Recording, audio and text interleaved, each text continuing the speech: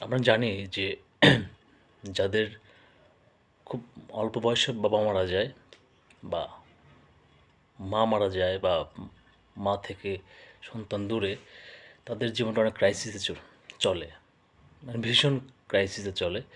আর এটা সমাজ এবং পারিবারিক অন্যান্য সদস্যরাও তাদেরকে ডোমিনেট করে রাখে, যাতে এগোতে না পারে। আমি সেরকম একটা গল্প বলবো আজকে, জীবন থেকে নেওয়া। আমি যেখান থেকে বেড়ে উঠেছি, সে কখনোই স্বপ্ন দেখিনি যে আমি বিশ্ববিদ্যালয়ে পড়ব।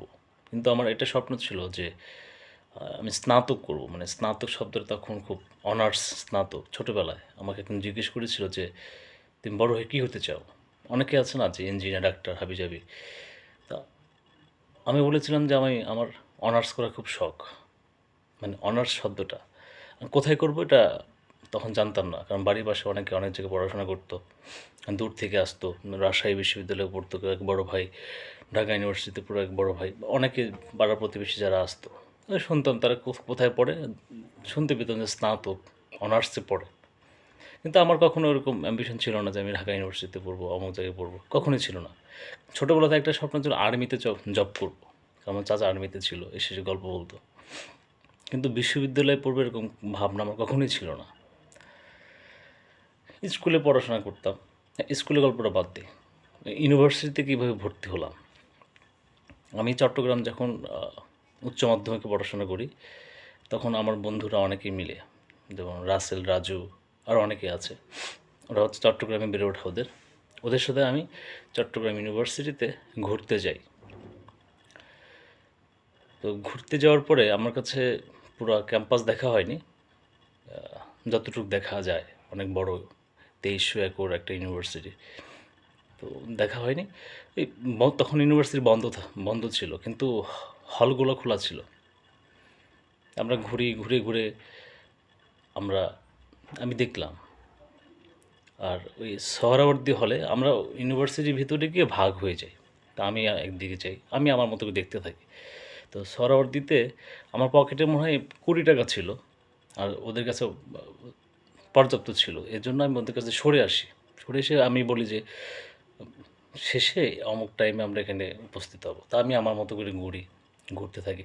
তো সোহরাওয়ার্দী হলে আমি খাবার খাই, সেটা ছিল মনে হয় 12 টাকা সম্ভবত। তো সোহরাওয়ার্দী হলে খাই, খাওয়ার পরে মনে হলো যে এই বিশ্ববিদ্যালয়ে আমাকে ভর্তি হতে হবে, আর এই হোস্টেলে বা এই হলে আমাকে থাকতে হবে, এবং এই মানে ইমপ্রেস হয়ে গেছি আমি।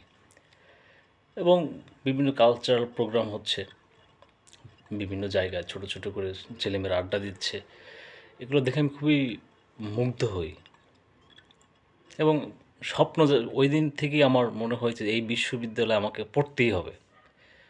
মানে আমি কোন পরিস্থিতিতে উচ্চ মাধ্যমিক পড়ছি, যারা আমার বন্ধুরা ছিল তারা জানে, আমার শিক্ষক জানে। কিন্তু ওই সময় থেকে ওই দিন যদি আমি ওই বিশ্ববিদ্যালয়ে ঘুরতে না যাই, আমার কখনো আর বিশ্ববিদ্যালয়ে পড়ার স্বপ্ন ওরকম হয় না।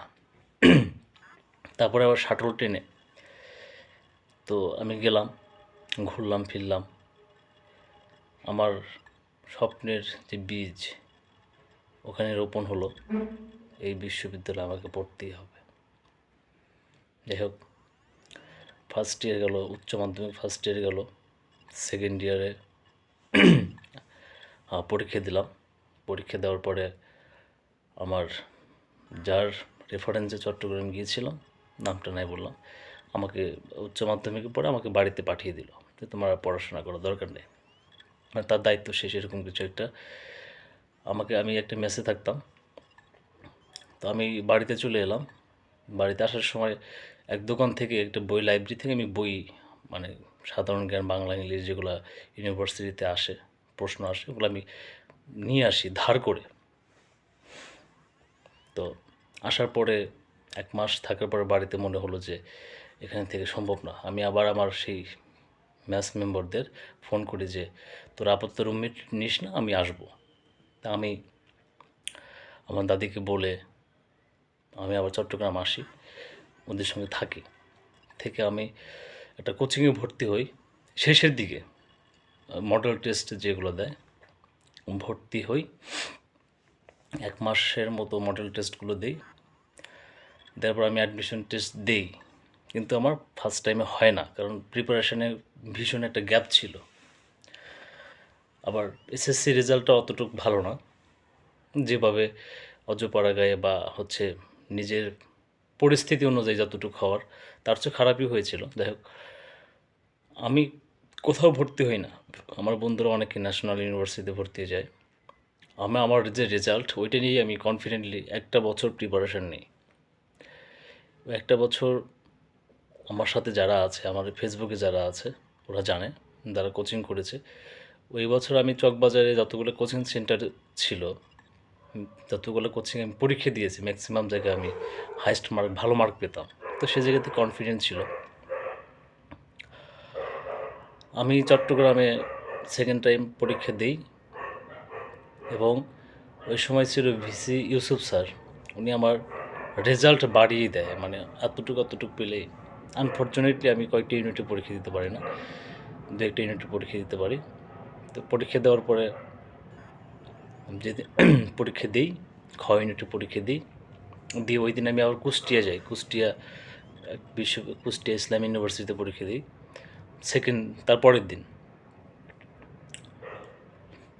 তো আমি ওখানে যাওয়ার পরে এখানে চট্টগ্রামের রেজাল্ট হয়। তো চট্টগ্রামে হচ্ছে আমি আনফর্চুনেটলি আমি চান্স পেয়ে যাই। তারপর আমি খুব কনফিডেন্ট ইসলাম ইউনিভার্সিটিতে পরীক্ষা দিলাম, ইউনিট 2টা, ইউনিট।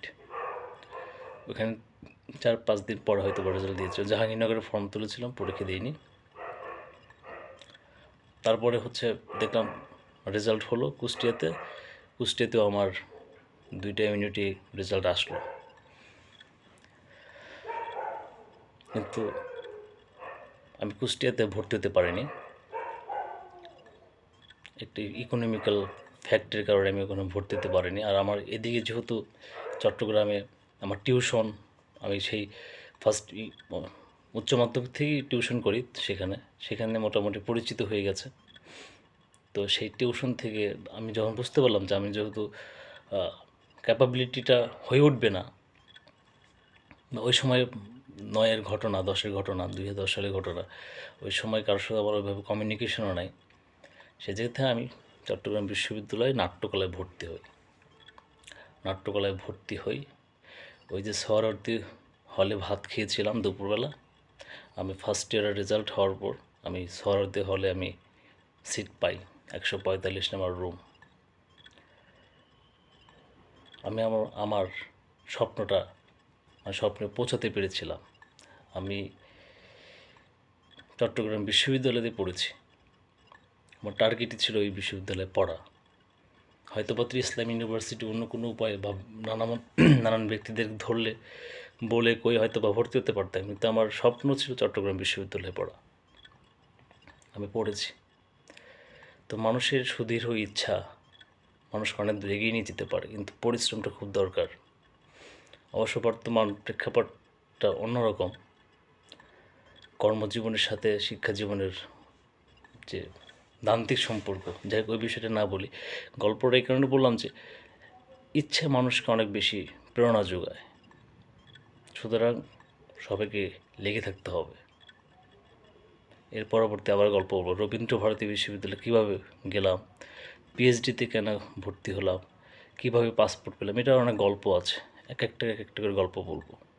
সবাই ভালো থাকবেন, সুস্থ থাকবেন। আল্লাহ হাফিজ।